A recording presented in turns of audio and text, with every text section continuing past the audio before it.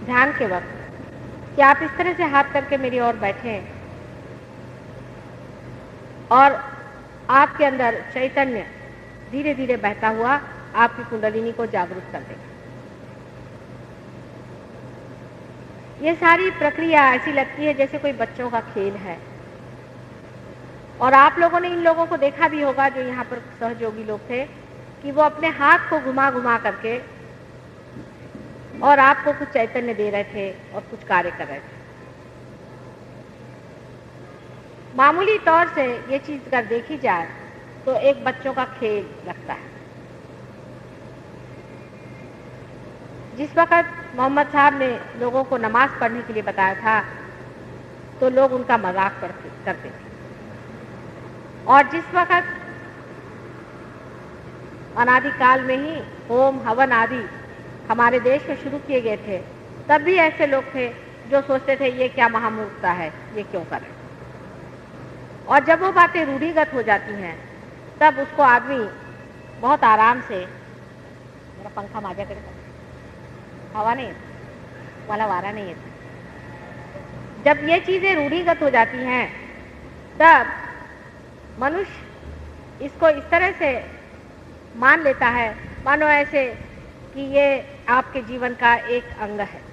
जैसे नमस्कार करना, हम लोग हिंदुस्तानी आदमी किसी को देखते ही साथ नमस्कार कर लेते हैं, उसके बारे में ये पूछा नहीं करते कि इस तरह से दो हाथ जोड़ के हमने क्यों नमस्कार किया, और पूजा के समय हम इस तरह के आरती क्यों करते हैं और अपना हाथ इस तरह से क्यों घुमाते हैं, हाथ में हम दीप लेकर के क्यों आरती करते हैं, ये प्रश्न हम नहीं पूछते। जैसा भी जो बताता है वैसे वैसे हम आरती करने लग जाते हैं, क्योंकि ये चीज़ सब रूढ़िगत हो जाने की वजह से हमारे लिए बहुत ही सरल और सहज हमारे अंदर, हमारे व्यक्तित्व में बहुत ही आसानी से आ जाती है।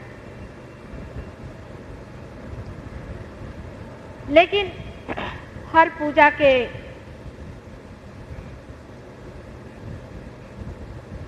हर प्रकार में, उसके हर एक भावभंगी में या हर प्रकार की क्रिया में बहुत बड़ा अर्थ, बहुत उसका गहन मतलब होता है।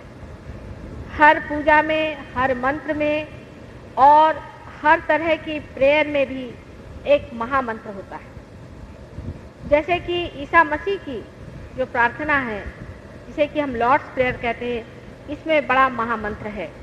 अल्लाह अकबर में बड़ा महामंत्र है, सोहम में बड़ा महामंत्र है। सभी चीज़ों में महामंत्र है, लेकिन उस मंत्र को कहाँ, किस जगह, कौन सी बात पर, किस इंसान को इस्तेमाल करना चाहिए, उसका कोई भी नियम नहीं। क्योंकि धर्म के मामले में संसार में कोई नियम नहीं। हर एक आदमी कुंडलिनी जगा सकता है, हर एक आदमी चाहे तो धर्म के बारे में बोल सकता है, जिसको देखो वही गीता पे बोल सकता है, जिसको देखो वही कृष्ण बन सकता है, इसमें किसी पे कोई नियम नहीं रहता। लेकिन आप एक संगीत में भी जब इतनी शास्त्रीयता है तो आप सोचिए धर्म में परमात्मा ने कितनी शास्त्रीयता बनाई।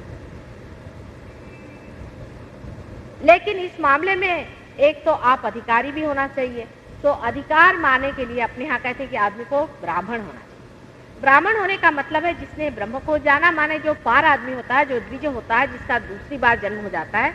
पक्षी को भी द्विज कहते हैं, जिसका कि दूसरे बार जन्म होता है।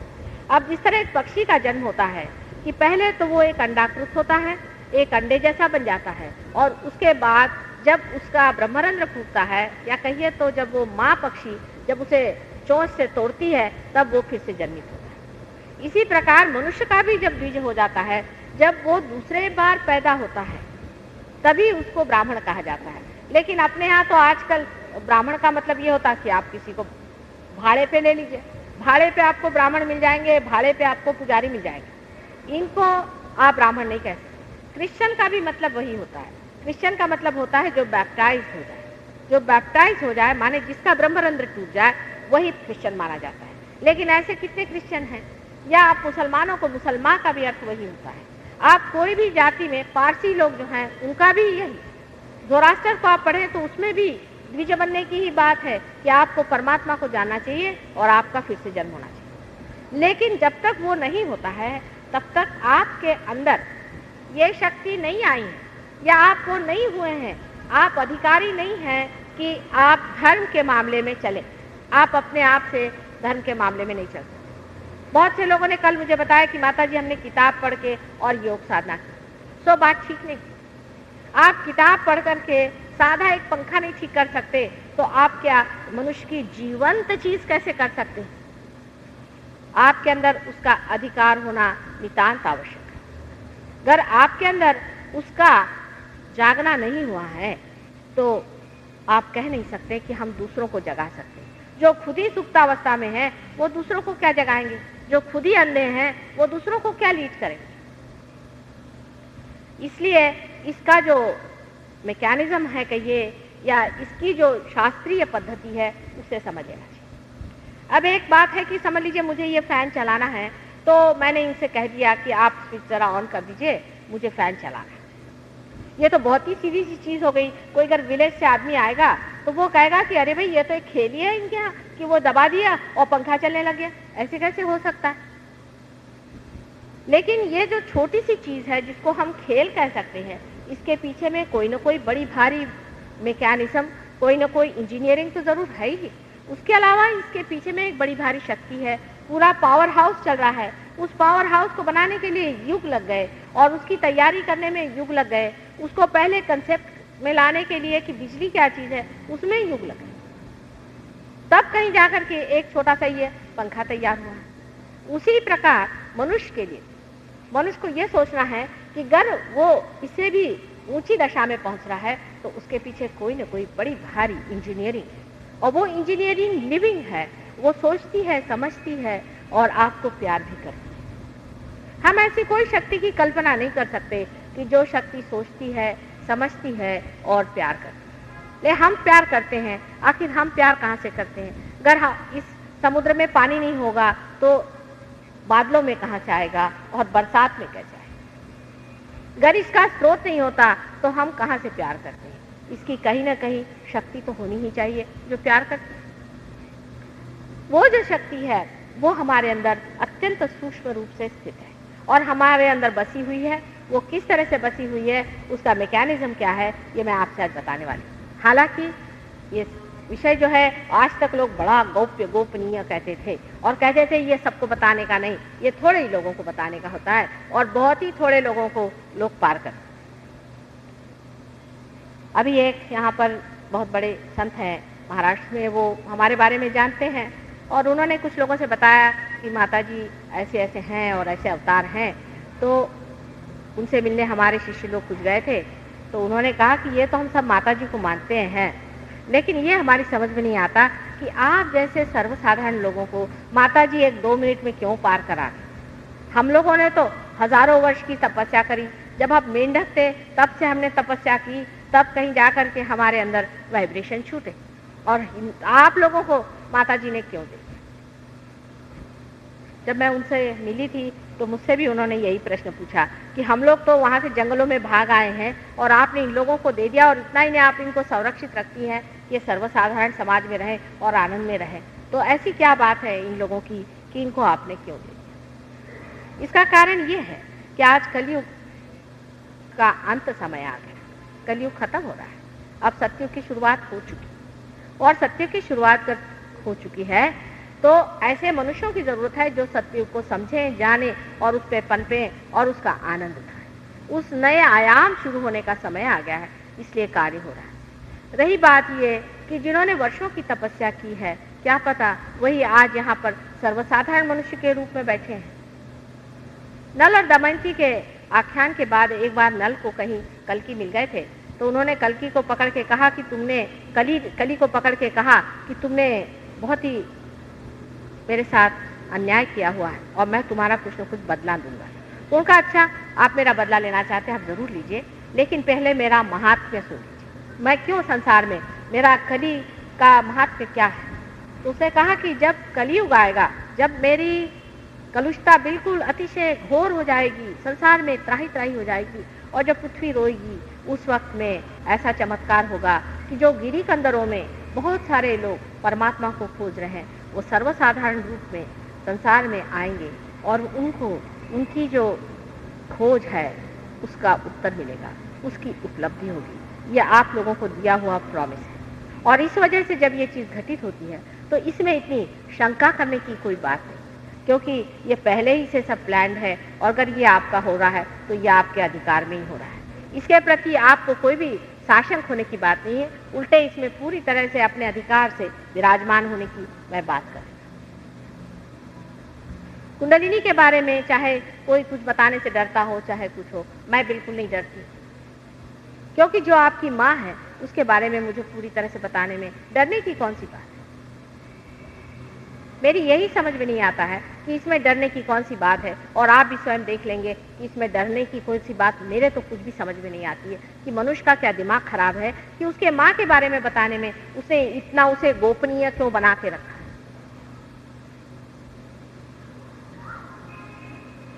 कुंडलिनी का जो सूक्ष्म हमारे अंदर स्थान है वो त्रिकोणाकार अस्थि जिसे मैंने दिखाया है, वो वहां पर 3.5 चक्रों में 3.5 जिसको कहते हैं कुंडलों में, जिसको कि अंग्रेजी में कॉइल्स कहते हैं, कुंडलिनी स्थित होती है। कुंडलिनी अनेक तारों से बनी हुई है और वो अनेक तार एक साथ निगड़ित हैं।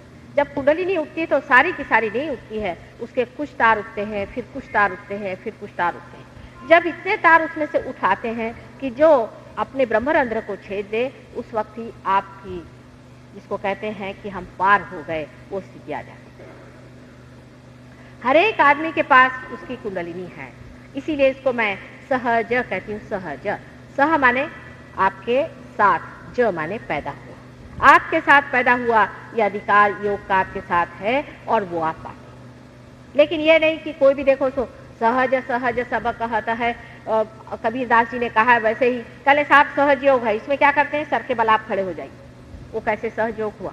अगर जो चीज आपके साथ जन्मी हुई चीज है वो आपकी अपनी है, उस पर आपका पूर्णतः अधिकार है, वो आपकी पूरी अपनी चीज और वो अपने आप घटित होती है। आप समझ लीजिए अगर आपका श्वास लेना मुश्किल हो जाए और इतना असहज हो जाए तो आप श्वास भी नहीं ले सकते। और इसीलिए जो सबसे महत्वपूर्ण चीज है कि आपकी उत्क्रांति होना, आपका इवोल्यूशन होना, तो उसकी घटना भी अत्यंत सहज होनी चाहिए, अत्यंत वो सहज घटना होनी चाहिए। ये बिल्कुल सामने दिखाई देता है। अगर वो सहज न हो और असहज हो तो कभी ये कार्य घटित नहीं हो सकता। पेड़ों पे आप देखिए कि जब फूल से फल होते हैं कितने सहज आपको दिखाई देते हैं। अब ये कुंडलिनी आपकी त्रिकोणाकार अस्थि में स्थित है या नहीं, ये माता जी यूं ही बोल रही हैं, तो मैं आपको दिखा सकती। जिस वक्त कुछ लोगों के ऊपर का नाभि चक्र पकड़ा रहता है उस वक्त खासकर ये कुंडलिनी जोरों में उठती है। जबकि कोई मेरे पैर पे आए, कुंडलिनी जब जान जाती है कि कोई अधिकारी है सामने, तो आप अपनी आंख से देख सकते हैं कि कुंडलिनी का स्पंदन होता है, क्योंकि मनुष्य को पहले कन्विंस करना पड़ता है, तो कुंडलिनी खुद ही जोर से मारती है और आप अपनी आंख से देख सकते हैं कि कुंडलिनी उठती है। अगर कोई डॉक्टर हो तो वो स्टेथोस्कोप से सुन सकते हैं कि वहां पर कुंडलिनी का आवाज आ रहा है, माने अनहत, जैसे हृदय में आता है। अनहत का मतलब है विदाउट परकशन। तो अपने हृदय में जैसे धक धक धक धक आवाज आती है, उसी तरह की आवाज हमारे रीढ़ के पीठ के त्रिकोणाकार अस्थि में आवाज बड़ी जोरों में आती है। फिर जब आप धीरे धीरे कुंडलिनी उठती है तो उसको भी जरा आप स्थिर भाव से देखें तो आपको दिखाई देगा जैसे चीज लगेगी कि कोई चीज ऊपर में चली जा रही। इतना ही नहीं, लेकिन उस कुंडलिनी के अलग अलग जो सेंटर्स हैं यहाँ बनाए हुए, उन सेंटर्स पे अगर आप स्टेथोस्कोप रखें तो वहां भी आप देख सकते हैं कि आपको जब कुंडलिनी वहां पहुंचती तो आवाज आती। लेकिन एक सहज योगी को तो ऐसे ही पता होता है कि इसकी कुंडलिनी कहाँ आ गई है, कहाँ तक पहुंच गई, वो दूसरी बात। आप जब पार नहीं हुए हैं तब भी आप इस त्रिकोणाकार अस्थि में बैठी हुई इस कुंडलिनी को देख सकते हैं। लेकिन तो भी बकरी की 3 टांग, अभी कोई डॉक्टरों को बताइए तो वो कहेंगे कि ऐसा नहीं वैसा हो सकता है, ये तो ब्रीदिंग हो सकता है। अब यहाँ आपने कहीं देखा है कि इतनी सी जगह ब्रीथ करती होगी, लेकिन बकरी की 3 टांग, वो अपने कहते कि नहीं साहब हमारी तो बकरी की 3 ही टांग। अब ये जब अमेरिका में जाऊंगी, इसी साल अमेरिका के डॉक्टरों ने एक कॉन्फ्रेंस मेरे लिए अरेंज की थी, पर मैंने अवॉइड कर दिया क्योंकि मैं उनसे क्या गणपति की बात कहूंगी। मैंने सोचा उनसे मैं क्या धर्म की बात करूंगी, ये तो अपने ही देश के डॉक्टरों को समझना चाहिए कि ये हमारा हेरिटेज है, हमारी जिसको मराठी में कहते हैं वारसा है। इसको क्या हम लोगों को उन लोगों को समझाना होगा। अब मेरा तो वहाँ सर पहले फूटेगा कि उनको पहले मैं गणपति समझाऊं, उसके बाद उनको सब चीज समझ में आएगी। और यहाँ के डॉक्टर लोग घर में गणपति की पूजा करेंगे और गणपति के सामने झुकेंगे, लेकिन अगर मैं कहूँ कि गणपति आपके पेल्विक प्लेक्सस को कंट्रोल करता है तो वो कहेंगे ये क्या बातें माता जी आप करें। हमारा जो साइंस है वो अंग्रेजी साइंस है, उसको आप कुछ गणपति अनपति मत लगाइए। अंग्रेजी साइंस भी कोई क्या इंग्लैंड में ही पैदा हुआ था। डॉक्टरों की भी जो एटीट्यूड हिंदुस्तान में है वो कभी कभी मेरी समझ में नहीं आती। हालांकि मेडिकल इंस्टीट्यूट में जब मेरी बातचीत हुई तो वहाँ कुछ लोग जरूर इस नतीजे पे पहुंचे, क्योंकि काफी पढ़े लिखे लोग हैं और वो लोग इस नतीजे पे पहुंचे कि माता जी जो बात कह रही है उसको सुनना चाहिए और हो सके तो कुछ न कुछ इस मामले में आगे हो सकता है। कि उनके वहाँ से स्टूडेंट भी आ रहे हैं इसकी स्टडी करने के लिए। बहरहाल वो जो भी हो, आप खुद देख सकते हैं कि कुंडलिनी त्रिकोणाकार अस्थि में स्पंदन करती है। ये आपके अंदर मैकेनिज्म में बैठी हुई सबसे इंपॉर्टेंट चीज है, ये त्रिकोणाकार अस्थि में बैठी हुई कुंडलिनी। ये कुंडलिनी इसे हम गौरी के नाम से जानते हैं। अब हमारे शास्त्र दोनों चीज साथ साथ चलनी चाहिए। इसके लिए आप मुझे क्षमा करें, आप अगर साइंटिस्ट हो तो आपको जानना चाहिए कि आप अगर साइंटिस्ट में हैं तो साइंस भी परमात्मा से ही आया है। ये सृष्टि का कण कण भी उसी का बनाया हुआ है। गौरी जी जिसे हम मानते हैं, ये गौरी जी वही है जो कि शक्ति स्वरूपा है और इस वक्त में वो कुंवारी है और अभी उनकी शादी शिव जी से हुई है और वो नहाने गई हुई है। उस समय का जो समय माना हुआ है सिंबॉलिकली हमारे यहाँ, वही समय अभी भी कुंडलिनी का है कि वो वहाँ चुपचाप बैठी हो। ये बड़ा काव्यम है समझने के लिए, क्योंकि सारा ही व्यवहार मनुष्य जैसा है। ये कोई ऐसा नहीं कि आपने बटन दबाया और बिजली चल दी, क्योंकि बिजली कुछ सोचती नहीं है, बिजली समझती नहीं है और ये आपको प्यार भी नहीं करती। अगर आप इसके गलत हाथ लगा दे तो आपको जला भी देगी। लेकिन कुंडलिनी जो है ये आपका सारा टेप रिकॉर्डर है। जन्म जन्मांतर का जो भी कुछ है इस कुंडलिनी में टेप होते रहते हैं और आपके हृदय में परमात्मा जो कि साक्षी स्वरूप है उसका प्रतिबिंब आत्मा स्वरूप है। परमात्मा और उनकी शक्ति, ऐसी दो चीजें आप समझ लें। जब परमात्मा और शक्ति एक हो जाते हैं तब ब्रह्म स्वरूप होता है और जब शक्ति परमात्मा से हट जाती है तब परमात्मा और शक्ति दो चीज हो जाती है। शक्ति जो है वो ही सारा कार्य करती है और परमात्मा उसके साक्षी होते हैं, वो उसे देखते हैं। ये सारा जो कुछ भी लीला कार्य है ये उस एक परमात्मा के लिए देखने के लिए है। वही एक स्पेक्टेटर है, वही एक साक्षी है, उन्हीं के शौक के लिए समझ लीजिए ये कार्य होता है। जिस दिन उनको पसंद नहीं आएगा वो इसे बंद कर देंगे और वो अपने हृदय में शिव के रूप में और आत्मा स्वरूप अपने हृदय में बैठे हुए हैं और वो एक छोटी सी चिंगारी या ज्योत समझ लें अपने हृदय में।